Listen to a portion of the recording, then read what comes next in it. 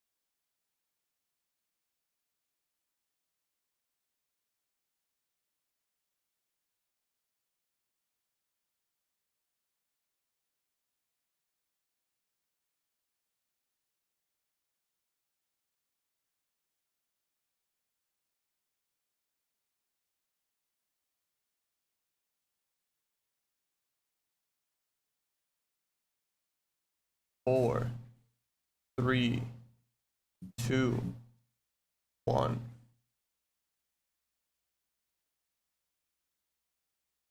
Normally I'd have a funny quip to say, but people say 35 is like a midlife crisis for some people. It's like around that. At least it's getting earlier and earlier. But real podcasts, they got something going for them. We don't have no midlife crisis. We don't got no crises, man. It's time because No Cooldown's back, baby. It's back. We're here for another episode this week. Hope everybody is doing well. I am that man, Tripp. We're in the building, of course, with our podcast partner in crime, the incomparable When Easy. How you doing, sir? I'm doing pretty well, man. I can't complain. Word, man. It's been a pretty chill week. I'm not gonna lie, man. I feel like it's like calm before the storm type settings, man. Of course, Gamescom is next week.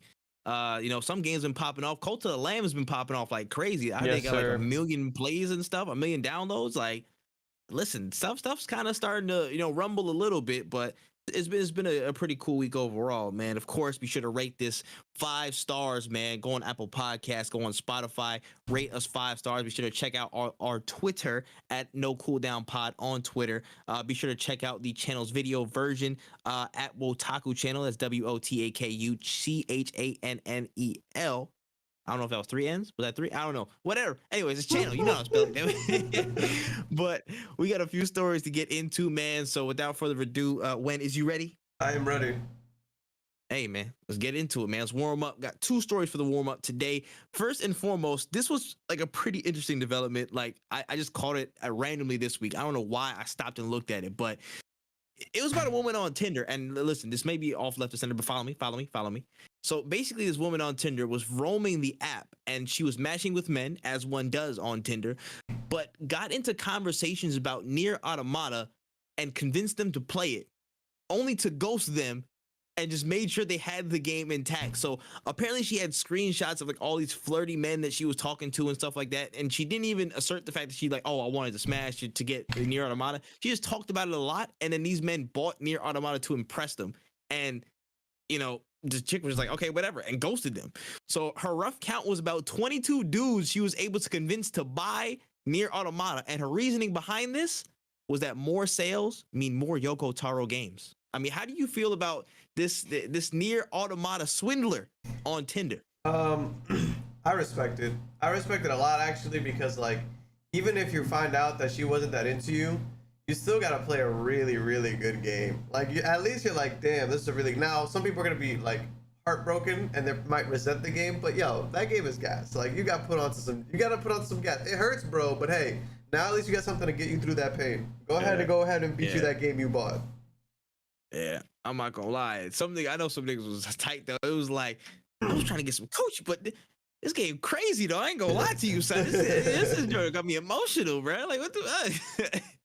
So I mean, I don't know how to exactly feel about this necessarily. I'm just like, you know what? She had drive, and again, she didn't do anything malicious. She just talked about Near Automata a lot, and they just so happened to really buy the game to impress her. So she wasn't out of bounds in any sense. She just ghosted them niggas after the fact, bro. That was the only thing that could be up for contention. Maybe But if you had already played the game, she would have never ghosted you. You know what I'm saying? Maybe everybody needs to expand their gaming palette, because that way, when the Tinder girl starts talking about it, you can already own the game. Maybe that's what that is.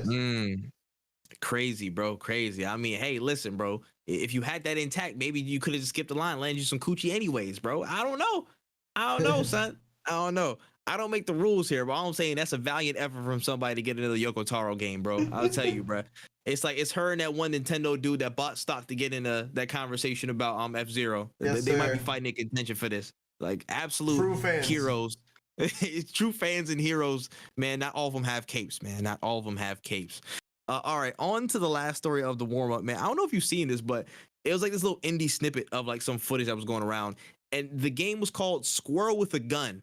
And I don't know how to explain it better than the title itself, but the squirrel is just running around with a gun. He's terrorizing people. He's got like Glocks, Uzis, all that type of stuff, and he's doing platforming at around the same time. Like I guess he's on the run from some like robot type thing. It was just wild. But how do you make what do you make of Squirrel with a Gun?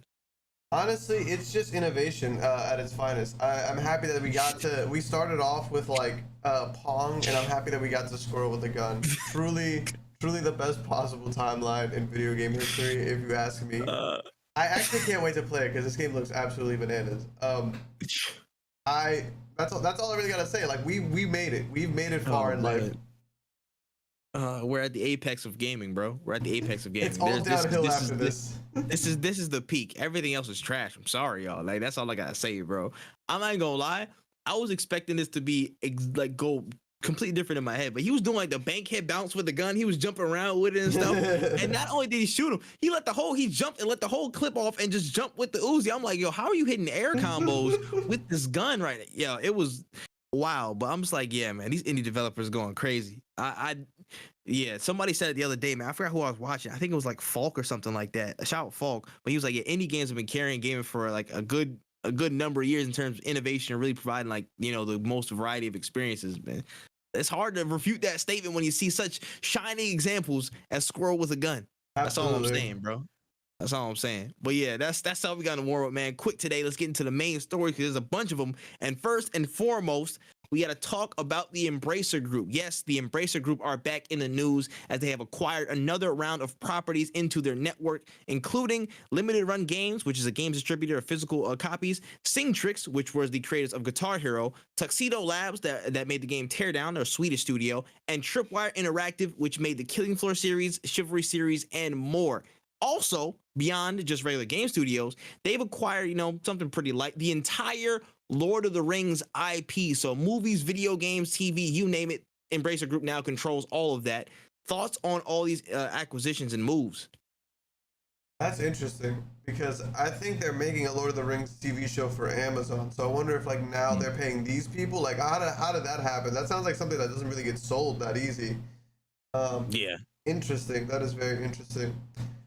I'm kind of tired of acquisitions. I'm not gonna lie to you. I think I'm pretty spent on them. I feel like shopping season is over. Can we at least close it out for the rest of the year? You don't need to buy any more companies, man. How's about why don't we just let people cook? That's kind of just where I'm at with the whole thing. But hey, people got money, I guess. We'd love to see it. Yeah. I'm in the mindset of, okay, you acquired them, if you're gonna save them for a bad situation or whatever, cool. But what are you gonna do with them? What's the next step now? Are you gonna actually really support them, or are you just gonna have them in your conglomerate just to keep them? Now, the Lord of the Rings IP, that's a pure money move. You're gonna have that because they're getting more franchises, they're getting more, more activity. So you're gonna have them in the back pocket. That's fair. I don't think you're actively going to develop them. People are probably gonna come up and request to use your IP, and you just probably allow it and pocket the cash. Understand that, but for the studios, for like the Killing Floor series, for the Chivalry series, all these games, are you gonna actually have the adequate support to really expand them? I think that since they have Crystal Dynamics now from the last story hall, they got the Perfect Dark series, the Perfect Dark reboot. Like what's up with that? Are you gonna actually be in line to support it, or are you just gonna kind of leave it by the wayside? Embracer has a lot of question marks to really answer over the next probably 1 to 2 years for us to see what's the plan with all these IPs. You guys are acquiring stuff left, right, and center. You know, y'all looking like Thanos, but are you gonna actually make the universe a better place? Are you gonna make the gaming industry a better place, or are you just gonna leave it in shambles? It's just hoard stuff. It's up to you to really make that decision. But with with all these different games here, I can see good stuff coming from a lot of these. I mean, limited run games. I mean, I understand probably again more pocketed money to have a physical distributor for your stuff. Cool. Sing Tricks. I miss singing games, and I know licensing is a hard thing, but if y'all could somehow revive that genre a little bit, I think that would be that would be a really, really cool thing for people. Again, like online co-op play and something like that. Like me, I was a rock band dude, but anyways, you know what I mean? Like having that back in the forefront, that could be a really cool thing if they somehow find a way to revive that. Teardown, I don't know too much about. I think it was kind of like a pixelized like heist type of game. It's like you set up heists and then kind of see how they play out. So wondering how you support that. Tripwire, Killing Floor, and Chivalry, like you just put more money behind them, man. That's all. Fully support them. Put more money behind them to expand the scale of the game, and beyond that, make sure certain things get green lights. If y'all got Lord of the Rings, where that next Shadow War game at though? That'd be cool. That'd be cool. So Teardown. Teardown is actually a sandbox puzzle action adventure. So I think it's you just destroy shit, kind of like a it's like a physics engine. So you get like a wrecking ball and that type of shit. Interesting. Word. Yeah, which like that could be used for other. Like I could see like good combinations with like all these things that they've acquired. But like you were saying, we got to see what they do with all this stuff. Facts. Let's hope they are actively supporting these studios as they go through transition and not just hoarding them to put them by the wayside and liquidate and earn some little cash on the side. Absolutely. All right. Speaking of some things that we might be a little bit tired of, we got a story coming this week from The Verge suggesting that Sony could be working on a PC launcher that contains cross-buy support across the PlayStation family of systems. And the reference files were actually discovered within Spider-Man's remastered PC version and were verified. So we could be seeing another launcher come into the fray for PC networks. Thoughts on this? So this right here, when I first saw it, I was like, who fucking cares? But I take that back because this could be what PlayStation needs. This could be it because I can easily see myself buying a game on PlayStation and then being able, if I could play any game on my PlayStation on my PC and download it, like that's the biggest thing is just downloading it. That's all we're asking for, shit that we've had for years. If you can let me play the games I bought on my PlayStation and download it to my PC without having to buy it a second time, that, as a consumer, I am way more likely to buy games on PSN now than on Steam and other places, because now I know, well, if I buy it on PlayStation, I can play it on my PC. So like those Spider-Man sales that Steam and Epic are getting a little portion of, that goes straight back to Sony, and that's really smart. But that's the biggest thing is you gotta let me play these games like regular PC games. If you say, oh, you can stream it from your PlayStation 5, I'm finna stream these fists to your face, sir. I don't have time for that. Nobody has the internet for that. Just let me download the games that I paid money for on everything, please. Oh man, no, you're not wrong, bro. You're not wrong. You bring up a good point, man. But it's just the execution in this delivery. One, I don't need no more damn launchers on my console. I really don't. But if you want to be a launcher, if you want to be a competitive launcher, if you don't want to just be another, Ubisoft Connect, yes, I did mention them by name because I don't know what the hell they do on my computer besides collect dust, and I play Watch Dogs every now and again. Like, you know what I mean? No, like, I know exactly what you mean. A competitive launcher with the likes of Epic Game Store and Steam, you're going to have some defining factor. You're not going to have I know for damn sure you're not going to have developer bonuses on the development, and we give them more money for the games that you sell in the marketplace. You're not going to do that. I already know, because that's Sony. Yeah, that's y'all. Y'all not going to change the developer prices to make it more competitive like an Epic Game Store on the back end. You're not going to do that. Steam already has the setup access and the huge network, so you're fighting an uphill battle against that. The only thing they have going for them is what you mentioned, having that direct line of access to PSN, to PlayStation games. So if you play it on there, are you able to play it on this and beam it? Like, I know like Xbox's launcher, I can, I have some of those games like on the Xbox, whatever Connect thing, and I can play from there, and it's connected. They have Play Anywhere. So it's like, can we do that? it's only willing it's only going to happen if they're willing to take that plunge and connect a lot of these games. But I feel like they're also trying to toe this line where we want to get PC sales and we want more PC sales, but we don't want to give you all of our exclusives immediately. They're trying to have it both ways, where we're not trying to give you everything and kind of hold some stuff on the PS5 in case some people still want to buy the console version, and then they still want to get tap into the PC market, throw some old stuff on there, we'll throw the launcher on there. I don't know what other games it even includes. So like if I get like FIFA on this thing, can I play FIFA on there? You know what I'm saying? Is it PSN connected? But if it's anything like a PS Now, I have to connect my stuff through PS Now or stream that joint. I'm going to shoot myself in the foot and then find somebody to throw rocks at you. Like that's the only. There's no other way that it should happen. That's actually effective for the consumer than if you actually connect the lines. You have to connect the dots on console versions and the PC launcher that you're planning to drop. So that's the only way I see it could really be done for them. Yeah, I completely agree. Yeah, man. If you come with another damn launcher and ruining my RAM, bro, you better come correct, bro. You better come correct. Honestly. I don't have time for that anymore. Like, please, you know what to do. Honestly. Literally, bro. It's gonna be they about to drop a launcher for every damn game now, bro. Damn. Jesus. Anyways, let's move on to some more positive news. We got some more multiverses, man. More multiverses news came through, and to everyone's surprise, at the start of season 1, some new visuals came through that just dropped on Steam page, wherever it's available, and it just showed off Black Adam and Stripe from the Gremlins franchise on the front cover, and it confirms that they're coming to the roster. And lead dev Tony H confirmed that the two will be coming in Multiverses season 1 at some point, so it's gonna be sooner than we think. But I mean, thoughts on this? Man, Multiverses, that's like honestly might be my game of the year, because every time I hear Multiverses news, I'm always happy. Like there's always good shit coming from this game.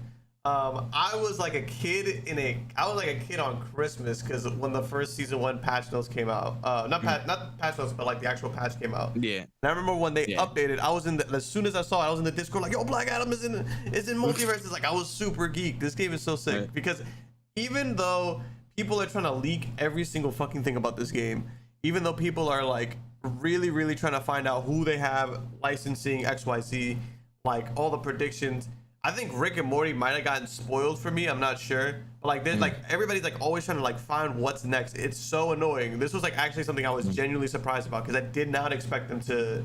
Even if I had any inkling that Black Adam was gonna be in this, I didn't expect it to be this quickly. Facts. That's why this game right now is like one of the few games that when I hear news about it, it's something that I didn't expect. So shout out to Multiverses. I can't wait till season 1. Season 1 technically started. I can't wait for the Morty patch. Hopefully they drop ranked in there, because man, do I hate people leaving. Nah, I hear that. But yeah, I to kind of address the kind of the spoilery type of thing and like people kind of leaking stuff, I feel like they're taking a very smart approach, and I have an element that's going for them, the player first. It's timing. It's timing. Yeah. So with the leak roster, there were allegedly, all these characters were probably already on the thing. You saw who was there, but you don't know what order they're coming in. 1 and 2, they can space all of their stuff out, so you're not gonna know exactly when they're dropping. So they gave no indication of when certain characters dropping. They just showed you that graphic. Hey, listen, it's Stripe and Black Adam out of nowhere. No promo whatsoever. No big trailer needed. No nothing. You got surprised, and they still got buzz off of that moment. And timing is gonna work in their favor in this situation, because even though they're okay with people leaking their stuff, they still have the element of we can drop it whenever we want. We can drop it whenever we want across this timeline. So you're never gonna know when the game actually, brings these characters in.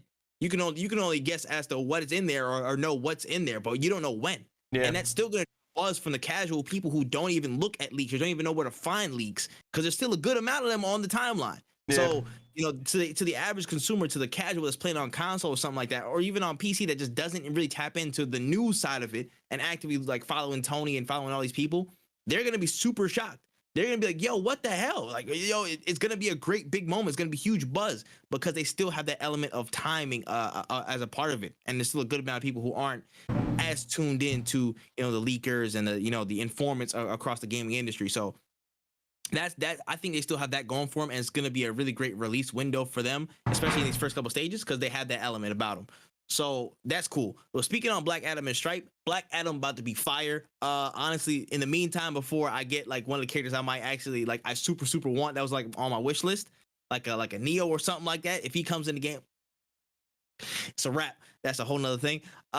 What's it called? Black Adam actually might probably be super dope. He might be a super super like dope character. I'm interested to see how Stripe and the Gremlins come through. Yeah. I am like 100% interested in how their kit's gonna be. But overall, it's an exciting time to be a fan of this game. It's a very very exciting time, man.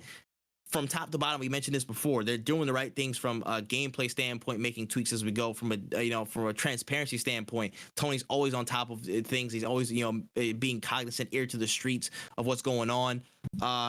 It's honestly a very very solid release window that came with the right stuff, and then the tweaks after to support the community and to support everything going into it. It's been making for a great release, bro. But honestly, it keeps going like this. It's definitely in that game of the year conversation. I'm gonna keep it a stack with you. That's dead honest though. That's dead honest. It really could be in that game of the year conversation. I can't even remember the last time a fighting game won game of the year too. Like that would be insane. Hey, listen, it's wild scenes, but stranger things have been seen before. On to the next story here. We got a little bit of a grain of salt time, but interesting developments again. But Spider-Man's back in the news, kind of back in the line of sight again for a lot of people. It's there's again a lot of the snoopers, a lot of the informants, the snitches, the leakers. They've been looking in the files of the PC version that released on August 12th, and they found some interesting tidbits, including superior Spider-Man label and indicators of a player 1 and player 2 within Insomniac's inner files. So could it be some indications of multiplayer now? Insomniac did state in their opening post for the game's release that this will be a single player experience, but people are still stirring some conversation about this. So how are you feeling about this win? Personally, call me a hater. I don't know if I want a Spider-Man co-op. I'm not gonna lie to you. At least not in the sense of like me and the homie just swinging around New York. And the reason I say this is because I really enjoy Spider-Man. And the things that I enjoy about Spider-Man are just literally web swinging around the city, fighting people. And I don't think adding an extra person is going to make those experiences more impactful. Only because, like, if I'm swinging over, the way I get to a mission or whatever isn't going to be the same way you get to a mission. Like, it'll be cool, but it won't. It's not so cool that I want a lot of time put into it. Like if there is a challenge mode or something small that they add in extra, like I don't mind that. Obviously, the more the merrier. But if it was something along the lines of like, yo, we had to like remove time from our plate so that we could put in this co-op thing, like I'm just not for it. And it's just because Spider-Man, really, a majority of the time we know about Spider-Man is he's kind of worked alone. So it's not like a Batman and Robin situation. It's more like Batman's kind of always worked alone. Even Gotham Knights, it's one of those things where it's like, I like that it's a co-op experience, but like how good is this co-op going to be to carry this, Yeah, no, I hear you. So for me, it's like, it's a very, if it is co-op and co-op is there, I would want it delivered in a specific way. And it is like you mentioned, I would want it, if it is, to have like a separate challenge mode type of thing where you both get in the lobby and like it's like a set like maybe mini missions or a mini area you got to like, secure, lock down, get the enemies out of there. That's cool. I think that is the interesting. I think that's the best way to go about co-op, true co-op, if they are going to include it in this game. It's going to be an extra add-on. Hopefully it doesn't take away too much time for the development process. But what I think this is showing how certain character perspectives might be changing in the game. Because we heard a rumor like a long time ago, maybe a few months back, that there might be multiple characters that the single player experience has. Like, they said Doc Ock might be a suggested character. They said, what's her name? Watanabe might be a suggested character. That might be an alternate character that you can play in the series. So, or in this title that's upcoming. So I think that previous news mixed with these files saying Superior Spider-Man, we could go that Superior Spider-Man route where like Doc Ock takes control of one of them, and then like it's either flipped and it's one person plays as Doc Ock and another plays as Spider. Like you can switch perspectives between that and Spider-Man, or you have set missions where you're one person or another. It could go that route. That could be involved in the story because I based off of what we've seen so far, man, I think that's not too far fetched, and I feel like there's gonna be multiple storylines that you're weaving through. Craven's gonna be in there, Venom's gonna be in there, but I don't feel like that's all. That's not gonna be the entire story. I feel like it's not gonna be the main. Well, it's not gonna be one of the main things. There's gonna be multiple things that are revolving around the story because I mean, in the first Spider-Man we got from Insomniac, we saw multiple things being weaved in at the same time. So I think it's more so the perspectives or the characters that are playable will change in the game, but not necessarily co-op. Now, again, if there was co-op, I just would prefer if it's like AR, like challenge mode. You know what I'm saying? You just co-op it, tag team it, and then that's cool. You know what I'm saying? Have like the best time, have leaderboards, do what you got to do. But yeah, for me, Spider-Man is kind of like it's like a spiritual experience to be there solo dolo doing your thing. You know what I'm saying? For me personally, I wouldn't mind co-op being in there, but I feel like it has to be in the fashion that I described and not like fully immersive. Like I gotta have somebody, or it's integral to have somebody else with you. You know what I mean? Yeah, 1000%. Yeah, it's just a little bit techy for me, but yeah, I'd rather just sit back and play Spider-Man how I did in 2018, how I did in many games before. Just chill out. You know what I'm saying? We good. Yeah. Except for Friend or Foe. Friend or Foe is co-op. That's a different thing. How about to say? It's just weird because if you're running around as like Miles Morales and Peter Parker, like to me it wouldn't really make sense. I mean, it would make sense, but it would just be like you just be doing a lot of the same shit, but just at the same time. Whereas like let's say it was like Spider-Man Shattered Dimensions, where like they had different Spider-Man, and I think Spider-Man Noir he couldn't web swing or something like that. Yeah. Like if it was something like that, where one Spider-Man can't web swing, but one Spider-Man can't web crawl or whatever, like. There's reasons for people like you need to cooperate in a specific way as opposed to just we're two strong ass superheroes. We're just gonna beat everybody the fuck up. Like that's my fear is that you're just gonna be two strong ass people doing Spider-Man shit that you guys could have did by yourselves and it would have been the same thing. Yeah, I hear you, man. Yeah, they gotta find there's gotta be a clear differentiable reason for why it's being included. You know what I mean? It can't just be just because. Yeah, I hear it. All right. Next story, we got some more info from the video game snitches of the world. They're stirring up some news that a new open world survival project based in the Dune universe is being developed in Unreal Engine 5 that may be coming from Conan Exiles team Funcom. So, I mean, is this something that you might be looking out for? Some open world in the Dune universe? Have you ever played Conan Exiles? I've seen a bunch of gameplay on Conan Exiles though, but I've never played it. I've never played it either. That game eludes me. It's like like you can it was like again the survival genre, like you kind of build certain things, like you can spawn these you can spawn the big ass monsters and shit. I remember seeing that. I've seen a few videos on it for sure. Yeah, it looks kind of like Rust in a sense, right? Or like, at least like that mentality, that kind of like Ark. Yeah, I mean like I love survival games. I love survival games more than most, right?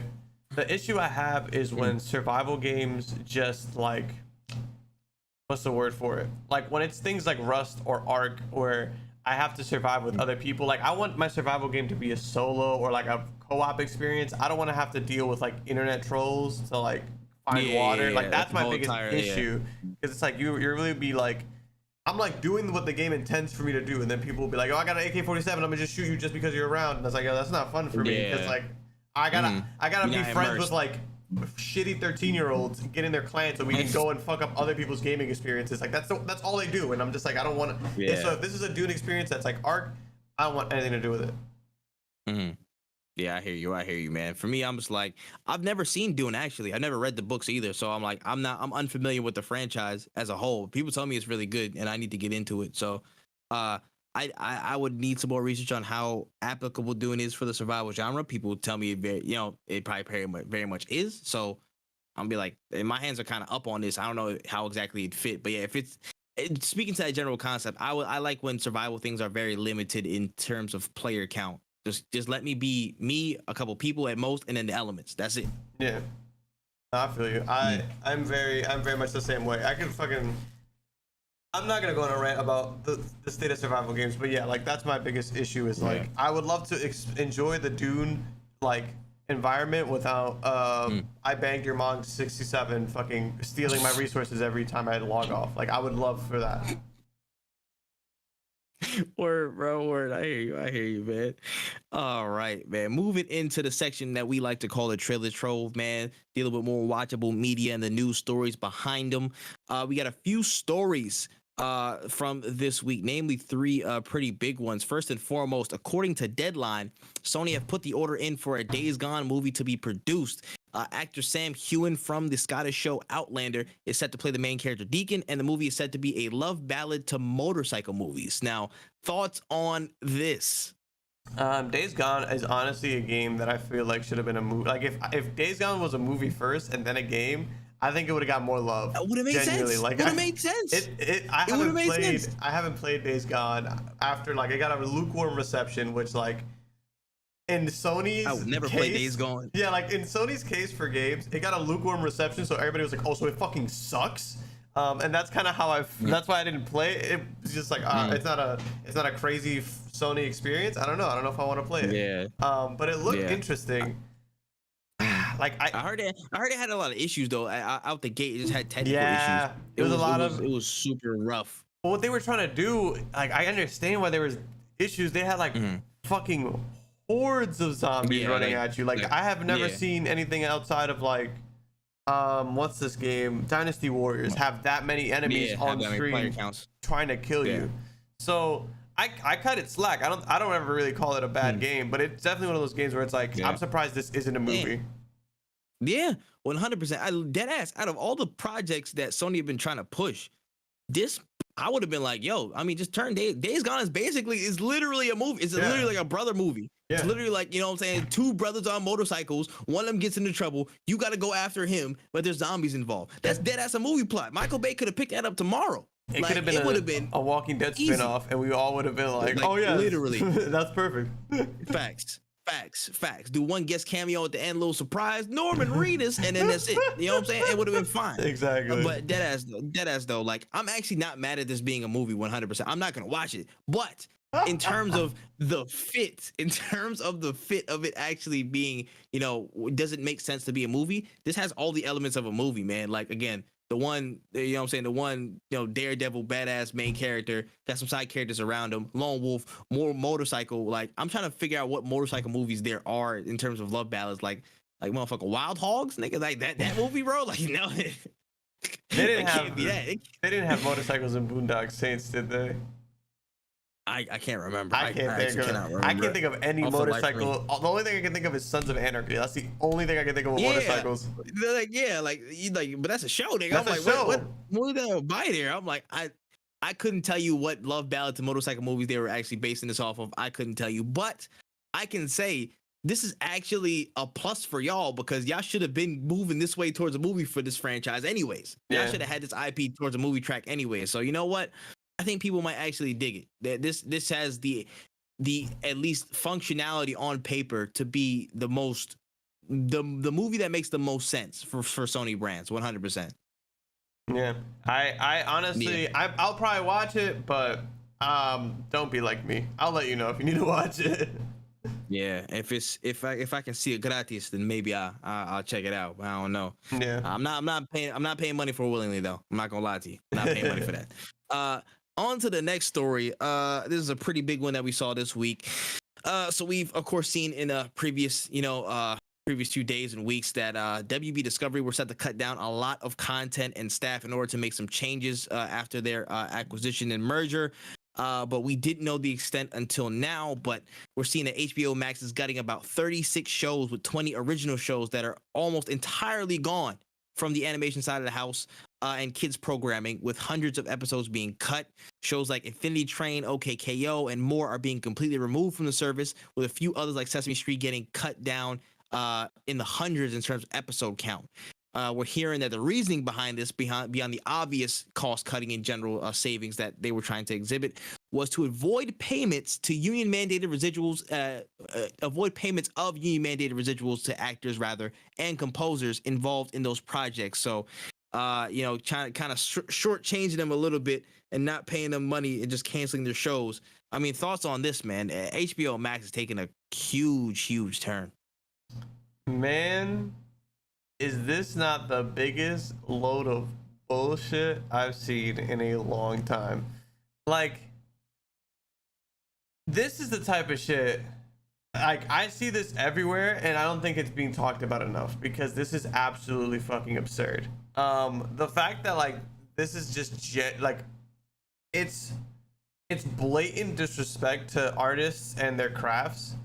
It's insane that they're just cutting all these things to cut back on a couple dollars, and it's not, they're not cutting costs because people are losing money. It's really just to make investors happy, and these motherfuckers are millionaire billionaires. So the reason you can't watch one of your favorite shows, or we're not going to get good shows, is because millionaires and billionaires don't have enough millions and billions. That is genuinely the problem. Is that what, like, and it's crazy. It is absolutely insane because there's a lot of good shows. Me and my girlfriend just started Infinity Train, and we literally can't finish it. It was a really interesting show too. I was like, I was kind of fucking with it. First couple episodes. Yeah, I saw the first couple episodes. I was low key kind of hooked. I was like, I should see more of this. So interesting, and then it's like, all right, now it's gone. All right, cool. And the thing is that some of these shows are super hard to find outside of just streaming. So like, you gotta find a bunch of DVDs. And the thing is too, now people might just buy those up and then sell them on eBay. Like it's disgusting, and and the only reason is because people who are already rich are not getting richer, so they are taking an L. Like it's so fucking whack, bro. So many good shows taking an L. Nah, I hear you, man. It's you hit the nail on the head. It's disgusting, bro. And the craziest shit is, it's like, yo, they delete these shows off the app and off the service, and then they're just like, oh yeah, I mean, half of y'all, we don't even got the footage for y'all, bro. Y'all gonna have to find it your own way. And then that's why some of these people, like, they requested the footage. Like, I literally have the Google Drive link from the person that made Infinity Train on Twitter that has the episodes in their files. They had to literally get it like that. They don't have their OG stuff. They just had to go get, save their stuff on their Google Drive just in case. Also, I got that for you if you need Infinity Train. But you know what I'm saying? Like, it's that level of like, yo, they don't care. WB Discovery don't care, bro. They just trying to cut everything where they can, cut corners. People that, again, it's just such a weird, disgusting turn that one of the most robust, and up and coming platforms, people was really rocking with HBO Max, bro. People really was rocking with HBO Max top to bottom because they had a robust library. The UI was ass, but they had enough stuff coming in the flow, and they had enough stuff that they had already in terms of original shows and then shows that they were going to include and acquire. It was super, super diverse. People was loving it, and then you just take this turn. You take this turn, man. And it's not down to the people that were working on HBO Max previously. It's down to the new regime that's been changing everything and trying to cut stuff off. But this is sad, bro. This is sad, man. All for some dollars, bro. These great, some of these people's favorite shows, some of these people's life's work, bro. I've been seeing a bunch of stories about how it's been impacting them, and like just them, like, yo, like I literally had all of my stuff, like, in a row. Like I was waiting for this to go up there, and now everything is gone. Yeah, like some people who created their own shows can't even find their own work, and that's sad, bro. It's a sad thing, man. It's heartbreaking because you even see like these stories have been piling up because, like, I remember last week we saw a bunch of like cancellations of DC movies that like seemed like they had some promise just because they want to avoid paying taxes. Like that's literally what it is. Like, yo, they're literally avoiding paying taxes, and it's insane because if I was to walk up and like if I was to walk outside my door right now and be like, I'm gonna try to do everything in my power to not pay these taxes, my ass would be in jail. These motherfuckers in our face are like, yo, we're literally fucking people over so that we don't have to pay taxes, and the IRS is like, it happens, bro. Like, man, I hate it here. Yeah, nah, I'm not gonna lie, bro. This capitalism be some bullshit sometimes. This capitalism is ass. Yeah, man, for real, shit crazy, man. But hey, HBO Max, that's kind of trash, bro. But hopefully I got one, maybe two, maybe three solutions that can, run against what you guys are trying to build over there. I don't know. We can see. We'll figure it out. On to the last story of the trailer trove in a different lane we're going into. Well, we got some words this week from John Wick director Chad Stahelski on the Ghost of Tsushima movie and that project, and namely over some potential outcomes on how the movie would look. So Stahelski explained that Sony's on board with the movie potentially having an entire cast and delivery in Japanese. So the entire cast would be Japanese, the words would be spoken in Japanese, and it would just come with subtitles. And while they seemingly aren't giving him a whole entire $200 million budget, a lot of things could go his way on the execution of his idea. Now, thoughts on this? Get an interesting take, trying to develop this movie, kind of closer to what, again, what it is, in Japanese. I think that this is awesome. I recently watched Tekken Bloodlines, and it was the voice acting was originally in English, and boy, do I wish that was not the case, because it just wasn't hitting for what you thought it was gonna. Like Heihachi was. Mhm. I should have watched it in dubbed, and like that's weird. Me Mhm. saying I should dub it in Japanese and then read the subtitles. Like it's weird to create a sub, but Yeah, like to reverse engineer. yeah, like reverse engineer a sub. But it's just some things feel better in the culture that it started in. And I'm not saying that Tekken, the game with the dude in the lion mask, is like all Japanese culture, but there are just certain things that like I think would be better if they stick closer to home. Tekken was created by Bandai Namco, which is a Japanese company. I feel like if the TV show was linked more towards their roots, it would have been a better experience. And I would hate for Ghost of Tsushima to cast Matt Damon as the Ghost of Tsushima. You tell me they don't got no Dunkin' Donuts out here? And then Ben Affleck is his uncle?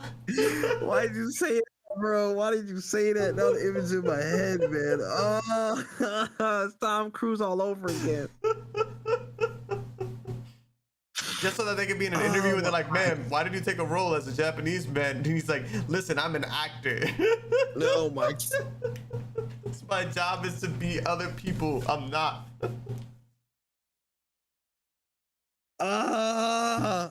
It's painful. That's so painful. That's an image in my head now. All right. Just to speak on this, man, it's a sad thing sometimes when you realize the fact that most companies are not going to give you a big budget for movies that are outside of the English language. That sucks. Yeah. But, you know, he was kind of plain and clear in that article and what he stated that, you know, they're not going to give him the money that he wants to make a project that's based in another language that's not English. It sucks.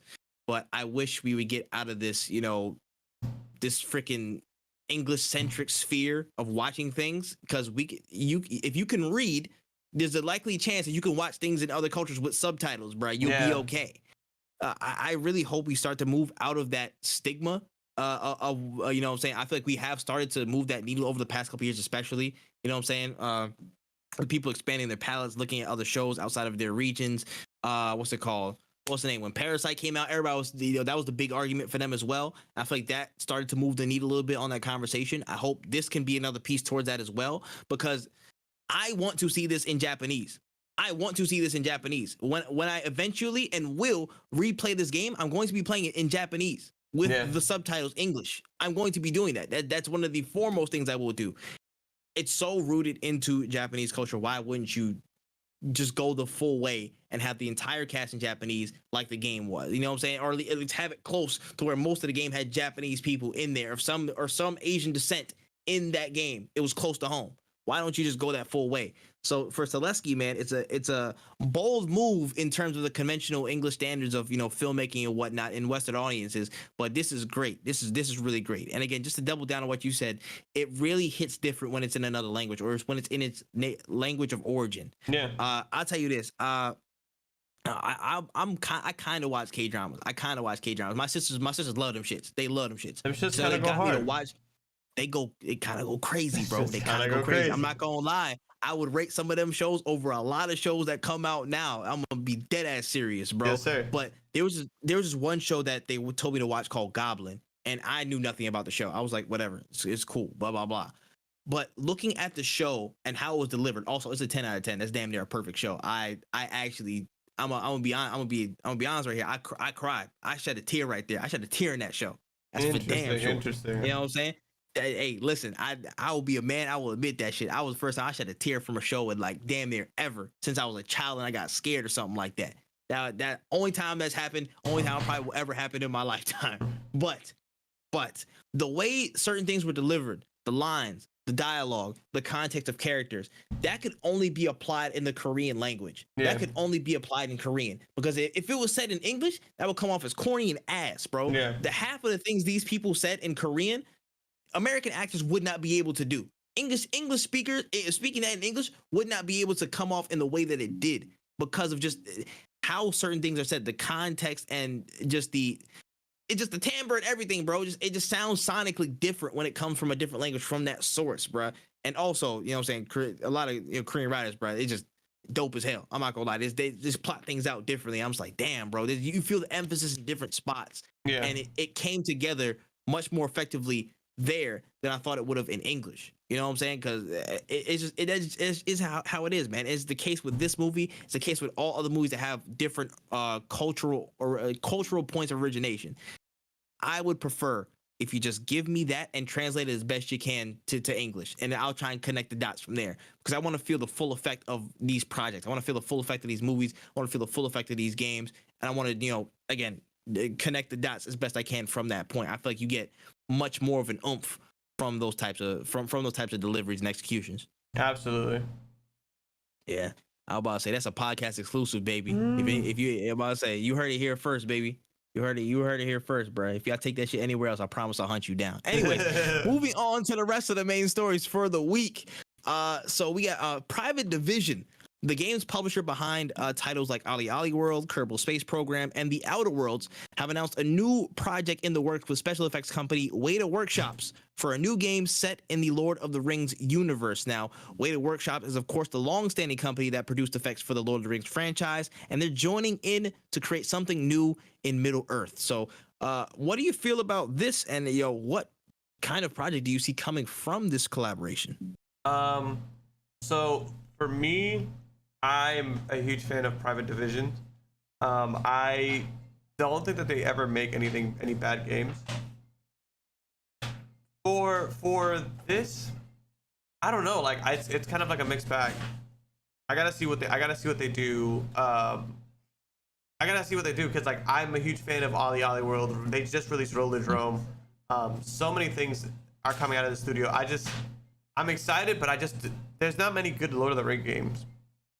Mm-hmm. Yeah, I would tend to agree. But in the last few years, they have dropped. They dropped the Middle Earth series. You know what I'm saying? So that was fire. I'm going to go off on a limb and say that Gollum game will not be great. What would make you say that? Shut up.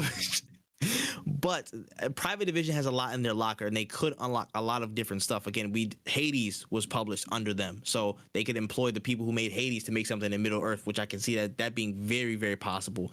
The Outer Worlds, you know what I'm saying? The Obsidian team, any type of narrative, you know what I'm saying, under an Obsidian style game in Middle Earth would be kind of fire. You had the magic, you got everything to deal with. That's pretty dope. That could be good. There's a couple of different possibilities, man. Me personally, I love to see, you know what I'm saying, some type of Outer Worlds or Fallout style game in Middle Earth. I think that might be like a Avowed territory, which Obsidian's already dealing with in a certain sense, like the medieval type of context or color of paint to that scene.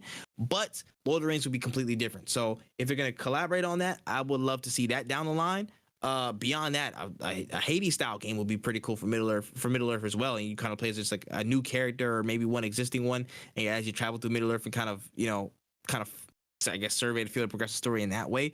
But I think this is a good collaboration. Lord of the Rings has a lot of stories and a lot of lore that Private Division could really use to their advantage. And Private Division, I think, has some really good developers under their wing to create something great. So I think this is a pretty good one. Yeah, we'll have to see. Yeah, man, we'll have to see. On to this interesting development for the next story. We've heard word this week that a new game set in the Avatar universe, and not the blue people, the other one, the Avatar universe entitled Quest for Balance is set to release, with the game being an RPG open world set in the similar world scale as Breath of the Wild, and the story's been depicted as a retelling of some of the stories from Avatar The Last Airbender series from memories of White Lotus members. Yes, the Order of the White Lotus members, setting the scene over a game of Pai Sho with potential several characters being playable in different scenarios. Now, some rumors are stating this game could come November 8th of this year on current and past gen consoles and PC as well. So, thoughts on this? An Avatar game coming out really soon that I've never heard of until just now does not make me excited. I'm not gonna lie to you. The only time I ever hear about games right when they're coming out and like not see anything about it, I don't. Again, we've never had a good Avatar game. And I know that licensed games in that era weren't good to begin with. Like they didn't have big budgets, they didn't have anything. They just kind of hoped that people would buy it just because Hmm. Aang's in it, you know. Um, Yeah. it is it a universe that could do well in a video game setting? Absolutely, 100%. Can I think of any company that is like, because who's making this? Like there's Let me see. I can look for. I didn't get any indication of a studio. and Honestly, that's we just got the bad. rumor that the project is coming. That's also it's also Like very that's a worrying. bad sign because I'm not saying Let me that double check it. like there can't be Oh, anybody. got it. Yep. It says Paramount and its subsidiary Avatar Studios and Game Mill. So I gotta research these guys a little bit. Like I've never heard of these people. And I'm not saying I know every single game company, but like people who I think would do a bang up job in an Avatar game, Insomniac. I can see them doing a really good job with it. 100%. Like, Santa Monica, maybe.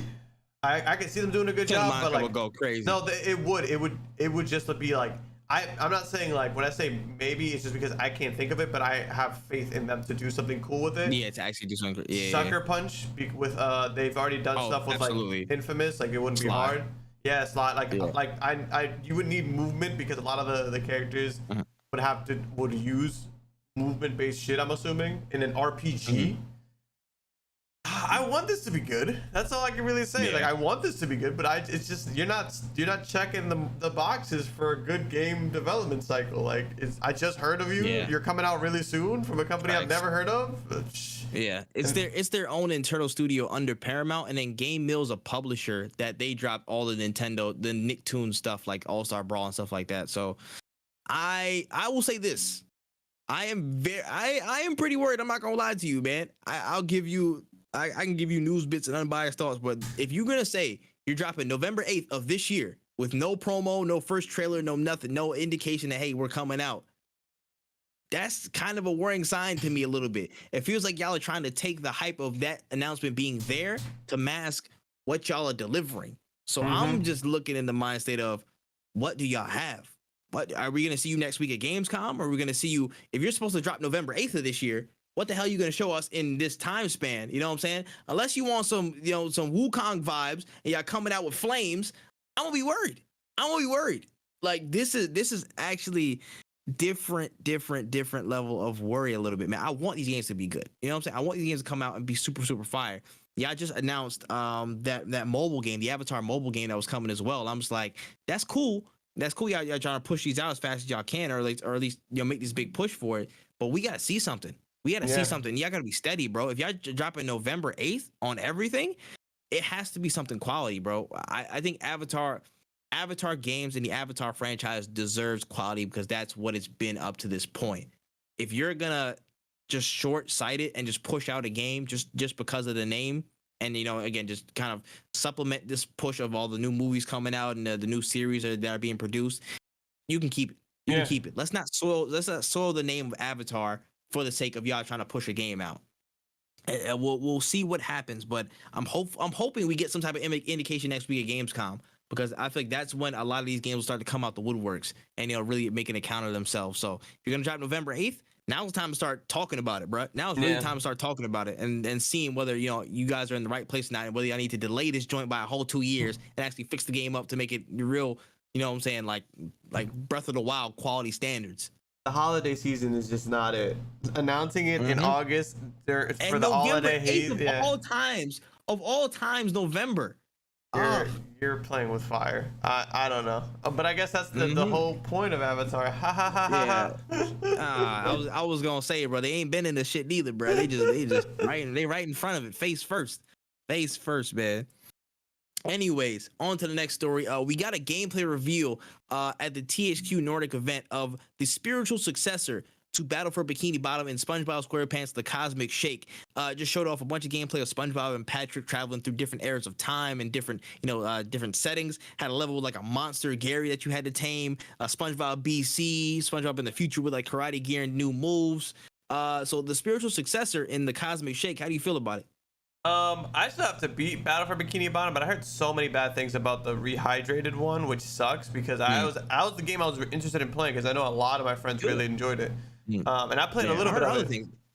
What? Yeah, I heard other things. I heard people say it was actually pretty decent. What, Still, I rehydrated? know there's like the yeah, people say it was actually pretty decent. I know there's like there was obviously some technical issues at the launch, but I Yeah. feel like they said they kind of got over some of those and it came out decent. Okay, so I'll check it out because that was the thing is, so here, for context, my friends who were really into it, and my Yeah. friend that I was most recently, me and him were talking about it. He's a speedrunner, so that's probably why he didn't like it because he couldn't do all the And that's speedrunning an shit. old game, and it's Yeah. based on the old mechanics though, so it's like trying to translate and fine tune all of that stuff. You're gonna run into some problems. I'm Yeah. not gonna lie. That's hard to fix, bro. Especially a remaster of an old game from like the 2000s. Yeah. You already know it's full of random BS that you have to come fix and bug squash, bro. Yeah. So that's a problem in and of itself. Yeah, so I might cop up on it eventually. I definitely want to play because I feel like it's one of those games where like it's one of those like Simpsons hit and run type games where like it's not. Yeah. We're not saying it's iconic game of the year, best driving game in the world, but it's just for what it was. People enjoyed it, and if you're a fan of that franchise, which I'm a fan of SpongeBob, I think that I will enjoy it. So I definitely got to play that.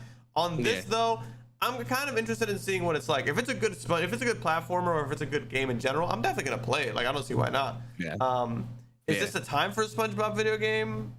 Perhaps, but what I saw wasn't something that I was like really excited for because the game kind of looked dated. But if it's a successor to a game that's super fucking old, I'm not gonna be too upset about it. It's also a SpongeBob game. They're not gonna do like God of War levels of budget for it. You know, it's just a talking block of cheese. They're here to sell copies off the name.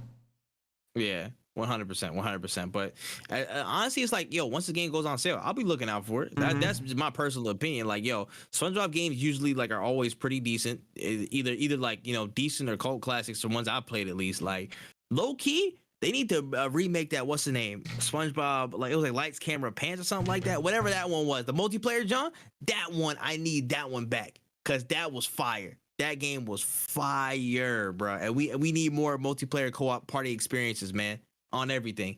So I'm cool with the Cosmic Shake, bro. It actually looked pretty decent. And again, you know, it's probably gonna have the same SpongeBob style that we all know and love. So, you know, it should be due to be a decent game. Absolutely. On to the penultimate story. We got a quick little flash that a new South Park game is in the works. Now, THQ Nordic revealed the South Park logo during the showcase last week.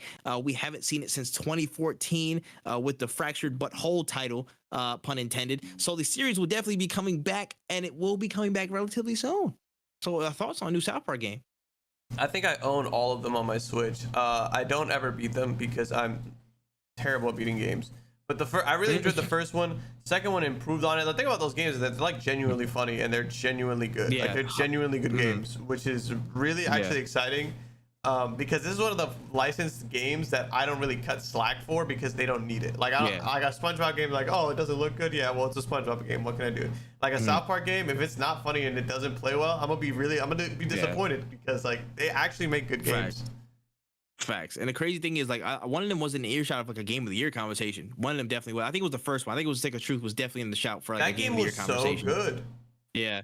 People was loving it. I didn't watch too much South Park when I was a kid and stuff like that, so I'm not like too attached to the series. But when I seen people play through it, I was hooked. I was in there watching it, like, yo, this is actually hilarious, son. Like, and the gameplay did fit it again, like some like the turn-based stuff that they were doing. So I was with it. I was honestly with it, and I'm, you know, with that rapport built, I'm looking for the next one, man. I'm honestly interested in looking at the next one. I might pick it up myself.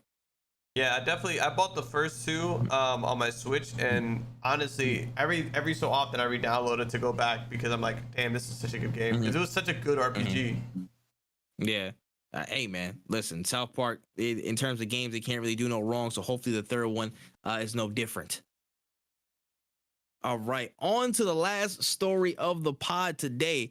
After some teases, it was finally revealed that Death Stranding is officially coming to Xbox Game Pass. Now, the former PlayStation exclusive will be delivered on PC Game Pass coming August 23rd, with the PC version equivalents of harder difficulties, photo mode, and crossover content coming to the game. Now, it seems like this might be a little act of goodwill for Kojima Productions and Xbox because they're working on a brand new first party title rather. But how you feel about this win? Huge dub for the Game Pass. Death Stranding, one of my favorite games. Honestly, this game is really good. I'm really happy that it's on Game Pass. Could it be like a token, like you're saying, like a act of goodwill? Me, like, yes and no. I think it's interesting because Death Stranding was exclusive to PlayStation, and then it went on PC, and then the director's version came out on PlayStation, and then the director's version came out on PC. Now it's on Xbox. So my question is this becoming the end of the Kojima PlayStation exclusivity era? Because in Metal Gear Solid 4 is when Kojima put Metal Gear Solid on the Xbox for the first time. It was like, yo, you guys can play this, which was nuts because that was like the ending of the entire Metal Gear Solid legacy. But it was it's interesting to see that he's not taking it slow with working with Xbox. I wonder if like the game that they make on Xbox, if that's gonna be the same way Death Stranding has been released, where it's gonna be on Xbox, then it's gonna go to PC, then it's gonna go to it's gonna be on Xbox. The director's cut will be on Xbox as well. Then it's gonna go to PC, and then finally it'll go on like PlayStation Plus or something. Like I wonder if we're gonna see that. Yeah.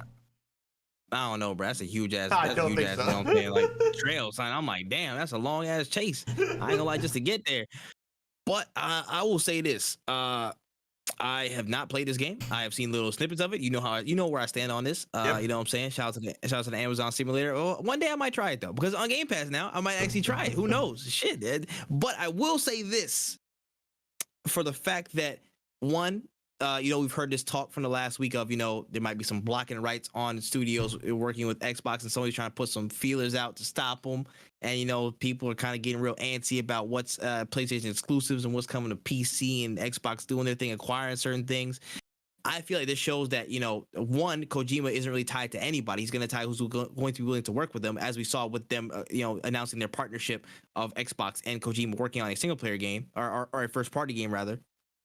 And two, I feel like this just opens the floodgates, or at least opens people's perceptions that, hey, listen, just because it was a PlayStation exclusive doesn't mean it has to be that forever. And it doesn't mean it has to be the case permanently for everything that y'all see on that platform, bruh. So, it was staunch. It was hard. Hey, yo, listen, this is, Death Stranding PS exclusive in the span of what? When did it come out? Like 3 years ago? 2-3 years ago? That was yeah, give me a second. More 4 years ago? It was more. It was further back than 2019. I want to say it was 2018. 18? When did it come out? No, 2000. Yeah, 19. Okay. So 3 years.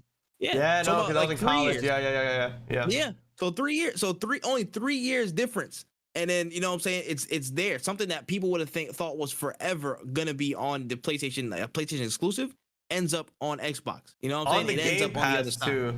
That's the biggest on the Game Pass, no less. So again, it just shows you nothing's gonna be set, and I feel like a lot of active stuff is gonna be happening behind the scenes, where certain things are gonna get blocked and certain deals are gonna be made to try and push Game Pass, get that further. It's gonna be a lot of, you know what I'm saying? It's like some proxy war. We're not gonna be able to see it, but it's like some Black Ops type of thing, bro. It's gonna be some real activity behind the scenes to try and make certain things happen. But beyond that, that's a pretty big deal for the Xbox Game Pass. I'm gonna keep it a buck, bro. The Game Pass grows stronger and stronger every week, and it just shows you, bro. This is definitely not a paid advertisement, but this is like, this is big value in gaming, bro. This is big value. No, for sure. It's insane. I'm about to say Phil Spencer need to pay us, bro. It's some bullshit. At this point, check, bro. Like, I'm just honestly, reviewing his games for free. Throw it this way, Philly. Come on, dog. Come on. Yeah, man. But with that being said, that's all the topics we got on the show notes. Anything that we might have missed, when?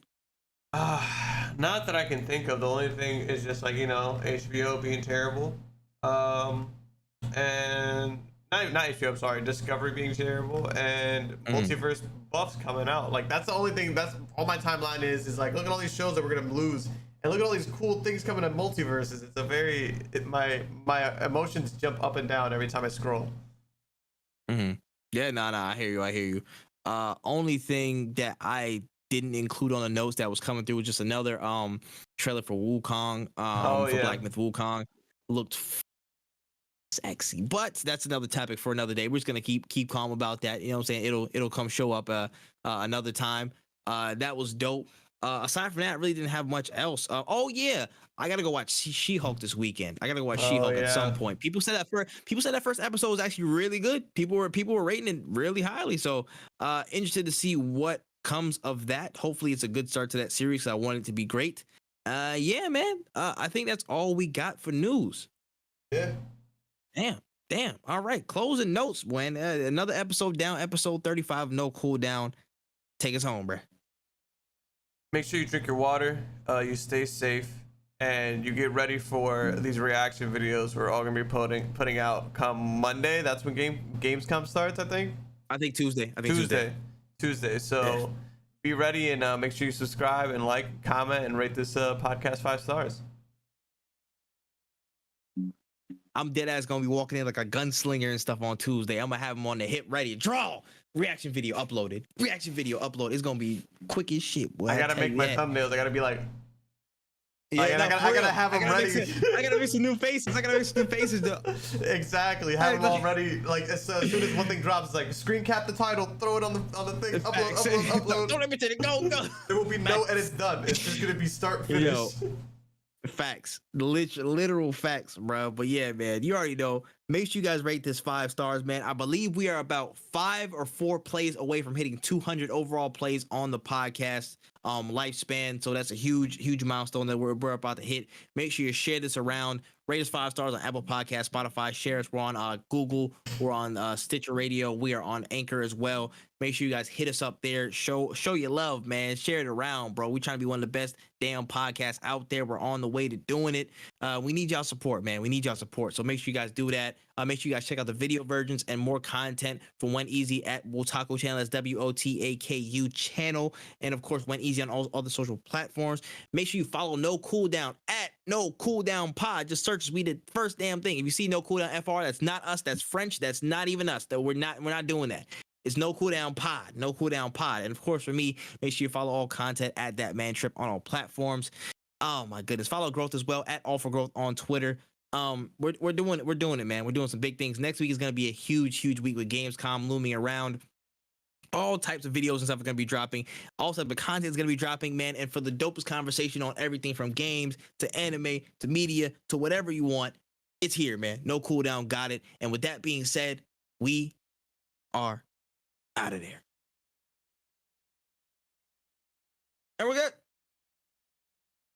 That is one and done. That was probably the quickest episode we done. Yeah, I think so too. It's because I think news has just been so stagnant. Yeah, we got an hour out of it, bro. So I can't complain. We got an hour out of that. No, for sure. And it'll next week will probably be super long. So I'm not super. Oh yeah, nah, deadass. The